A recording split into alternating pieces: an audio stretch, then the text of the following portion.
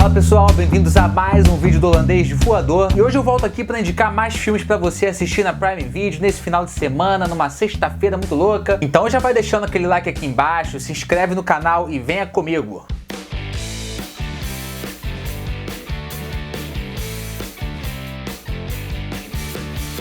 O primeiro filme da lista é um filme muito louco dirigido pelo Christopher Nolan chamado Amnésia, ou como eu gosto de chamar, Memento, que conta a história do nosso querido Leonard, que tá numa busca implacável pelo cara que estuprou e matou a esposa dele. O problema é que ele sofre de um tipo de perda de memória que não é exatamente amnésia, como diz o nome do filme, mas que também não ajuda em nada nessa busca. É um filme que é muito interessante porque ele segue dois tipos de narrativas diferentes, uma em preto e branco e uma em cores. As sequências em preto e branco são em ordem cronológica, início, meio e fim. Já as sequências em cores são apresentadas no sentido reverso, ou seja, começa do final do filme. Então acaba que por causa desse tipo de narrativa reversa, o público tem a mesma sensação que o Leonard, que não consegue se lembrar de nada que aconteceu há 15 minutos atrás, nem pra onde ele tá indo e nem por que ele tá indo. E todo elemento intrigante do filme reside nesse tipo de narrativa exótica. Ela realmente serve esse propósito de elaborar um suspense, um mistério enigmático. E você tem que prestar atenção no filme inteiro para ter a melhor experiência que ele propõe. Não é um filme para você ver como distração ou estando distraído. O público mais saudosista, mais raiz, costuma dizer que esse é o melhor filme do Nolan. Esse ou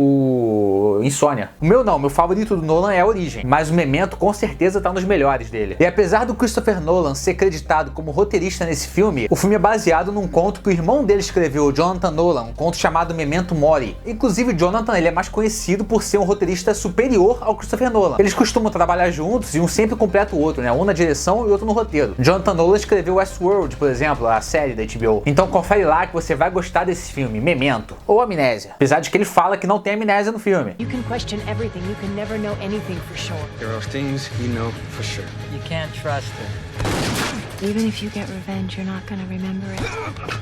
You're not even gonna know that it happened. Who did this to you? You did.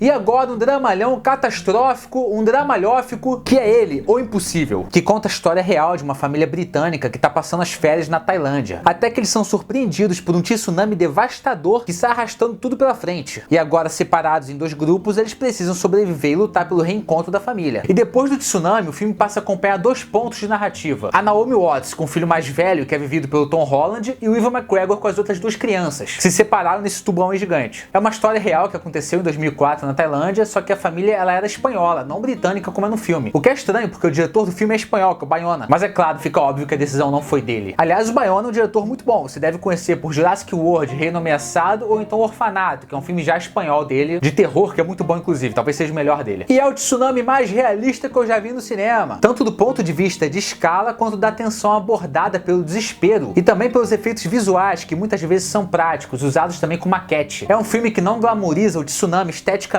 sabe? Não tem aquela água cristalina azulzinha, que tem aquele formato assim de onda, sabe, de surf. Não, nesse filme a onda vem toda dinossáurica, tirando tudo que é da frente assim, dando porrada em tudo, levando, toda feia, esquisita, marrom. E é a melhor atuação da carreira do Tom Holland, que ainda era só um Tom Hollandzinho nessa época. Não que ele seja um ator inferior hoje em dia, que você pode ver pelo Homem-Aranha, mas nesse filme especificamente ele estava inspirado. Talvez o Bayona, sendo um diretor que sabe trabalhar com atores definitivamente atuando, tenha extraído do Tom Holland o melhor trabalho da vida dele. Porque mesmo levando em consideração que era um garoto, uma criança atuando, ele tá muito bem, é de verdade. Além dele, tem a Naomi Watts também, que tá muito bem, talvez seja o melhor papel da carreira dela também, ela foi indicada ao Oscar. E basicamente o filme é deles dois. E é o filme que aborda a tragédia como ponto de partida, ou seja, ele é um drama pós-catástrofe, não um filme de catástrofe. Toda a tensão, no sentido cru da palavra, reside na cena da tsunami. Como eu falei, no início do filme, mas é uma cena que se estende, e depois a tensão passa a ser dramática, com a sobrevivência da família, eles tentando se reencontrar. Então é um filme que vai muito além de efeitos visuais e vale muito a pena conferir. O Impossível. You're looking for your family.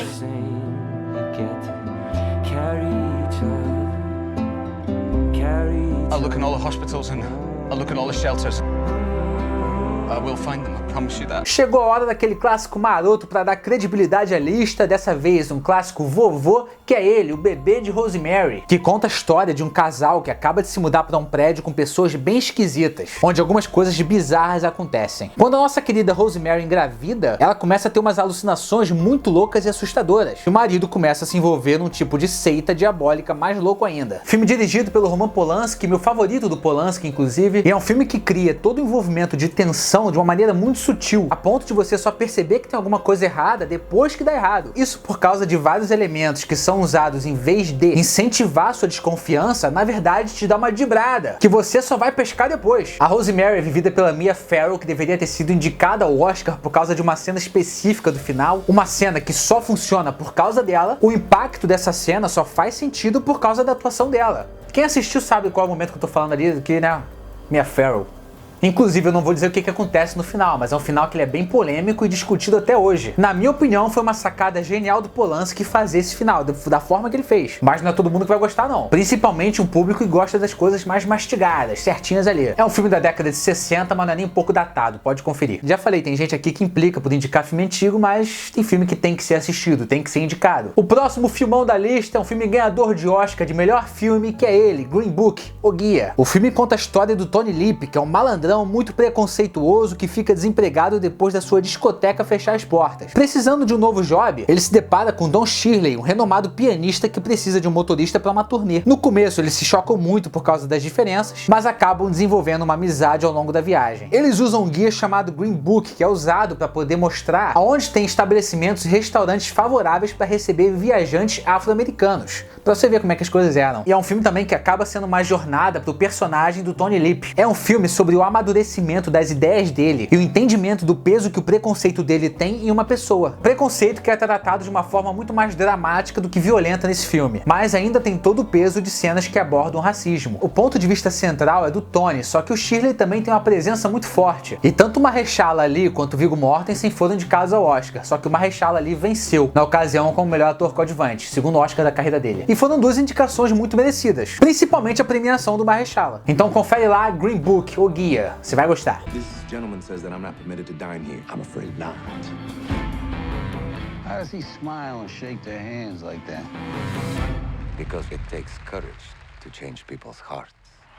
E agora o filminho do bicho vindo, na verdade, vários bichos vindo, que é ele, O Nevoeiro, uma das melhores adaptações do Stephen King. Nele a gente acompanha um pai e filho que depois de uma tempestade como cabulosa, que atinge a cidade e causa altos danos na casa. Os dois vão para um supermercado em busca de suprimentos, mas uma neblina misteriosa surge e acaba deixando todo mundo preso no Guanabara. O problema é que junto dessa neblina vem os bichos vindo tocando terror pela cidade. E apesar do pessoal se sentir bem seguro no mercado, na verdade não é bem assim. É um filme dirigido pelo Frank Darabont, que é um diretor que eu gosto muito. Hoje ele é conhecido por The Walking Dead. Ele produz The Walking Dead, dirige alguns episódios, mas ele fez também Um Sonho de Liberdade e A Espera de um Milagre, que também são duas obras do Stephen King brilhantemente adaptadas para o cinema. Uma coisa que esse diretor sabe explorar muito bem é que às vezes os seres humanos são tão ruins quanto os bichos. Ele consegue extrair isso muito bem das páginas do livro, mas de uma maneira também muito pessoal. Existe uma assinatura do Frank Darabont ali, apesar de ser uma adaptação do Stephen King. E essa assinatura casa muito bem com a história do livro. E o filme sabe muito bem criar toda uma tensão com o artifício da neblina esconder o que tem lá fora. E muitas das cenas mais tensas são quando acontece alguma coisa lá fora e você não sabe o que está acontecendo, você não vê. Tanto você quanto os personagens também não tem uma visão do que está acontecendo, mas às vezes dá merda lá e ferrou. É um filme que o final você não vai esquecer tão cedo, na verdade você nunca vai esquecer do final desse filme. E assiste o filme, não a série. A série é ruim, o filme é bom. O próximo filme da lista é uma comédia absurda com um nome também absurdo, que é ele, 1 Milhão de Maneiras de Pegar na Pistola. No filme a gente conhece o covarde fazendeiro Albert, que se encanta por uma forasteira chamada Ana, que desperta uma coragem nele. Só que essa descoberta vai precisar se provar com a chegada do marido, que não é qualquer homem não, é o Liam Neeson, que volta em uma busca implacável por vingança. O Albert é interpretado pelo Seth MacFarlane, que também dirige o filme, conhecido por ter criado Family Guy e também por ter dirigido e atuado nos filmes do Ted, o ursinho trapalhão lá, tarado. Ele dá a voz ao ursinho, inclusive. O Seth MacFarlane, na minha opinião, ele é melhor dublador do que ator, apesar da dublagem ser um tipo de atuação também, claro. O nome do filme em inglês faz mais sentido, inclusive na tradução literária, que seria mais ou menos como 1 milhão de maneiras de morrer no Oeste. Porque o filme passa por essa lenda de que qualquer pessoa morre de qualquer jeito no Velho Oeste. E o compilado das cenas de morte acontecendo lá de todos os jeitos são as cenas mais engraçadas do filme. Que também é um filme que ganha muito pelas participações especialíssimas que tem nele. Inclusive na cena pós-créditos. Fica esperando que vai ter uma lá. Uma participação especial incrível. É uma comédia em forma de sátira, mas ele não se limita a só tirar sarro de outros filmes. Ele tem um enredo que é bem estruturado, mas poderia ser mais mais ousado,